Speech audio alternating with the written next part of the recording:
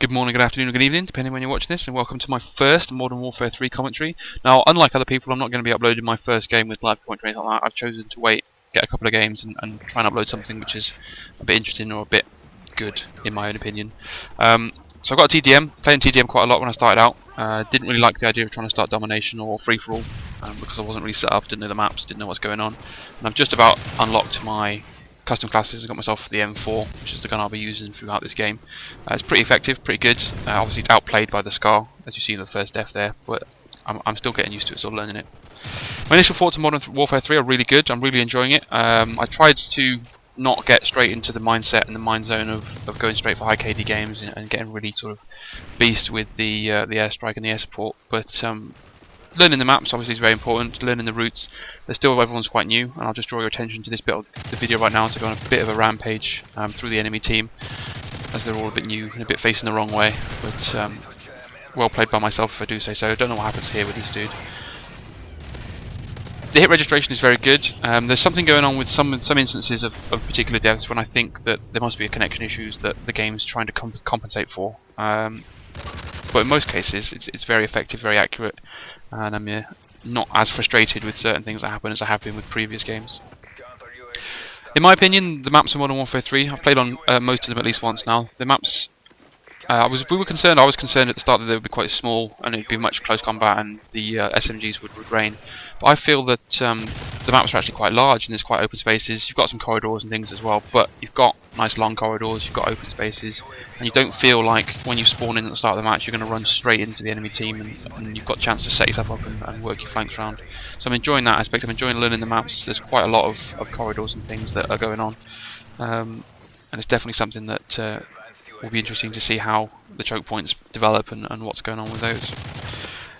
The weapons, obviously I've only used the G36, this M4, the UMP, and I've picked up, I think it was the Scar.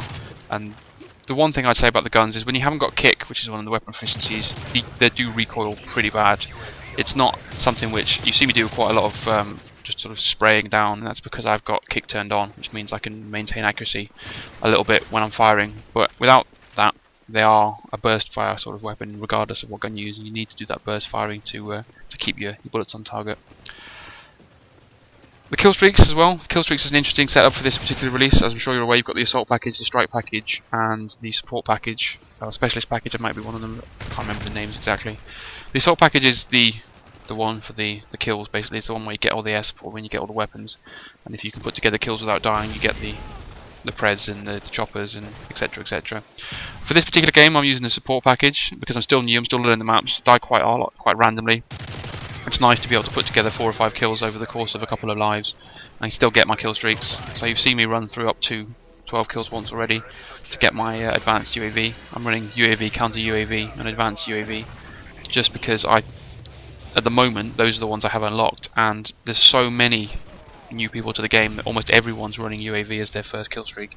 So there's almost always a UAV in the air. So as I don't have Assassin, which is the sort of cold-blooded or ghost for this game, might as well have UAVs and counter UAVs to try and counteract the fact that they'll always see what's going on. As you can see here, the whole of their team is congregated in this corridor, and I was rushing as fast as I can to try and get in there and get a massive spray, but I turn up and only just managed to get 2. They've all spread out a little bit. It's all going well.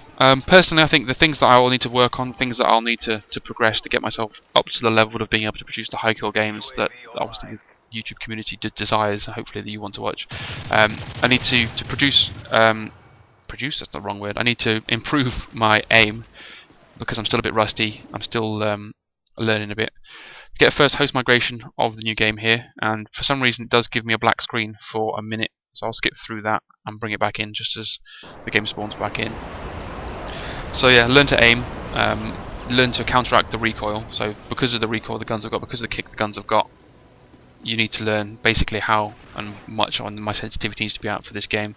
But still playing with that a bit. I've gone up as high as 4 at the moment just to try and give myself the ability to spin round, because there's a lot of instances that I've found so far in this game when people will work their way in behind you and people will work their way around and sort of try and flank you, and you get a second with the UAVs that are everywhere to react, and it's difficult with low sensitivity. The second thing is I'm going to have to go back to using tactical layout, because the drop shot is very prevalent in this game. It wasn't so bad in Black Ops, because if you got it wrong, obviously you'd do the swan dive and it would ruin or cancel the effect. But it has, I've already seen it and already been on the receiving end of it a few times, with people rushing with the UMP and drop shotting a second they walk around a corner to try and outplay you. So that looks like something that'll have to be put back into my arsenal of weaponry in order to counteract other players that are doing the same thing. As you can see, as the game wraps up, I'm just using the UAV to my advantage. I know exactly where all the red dots are, and I've been able to just drill my way through the team.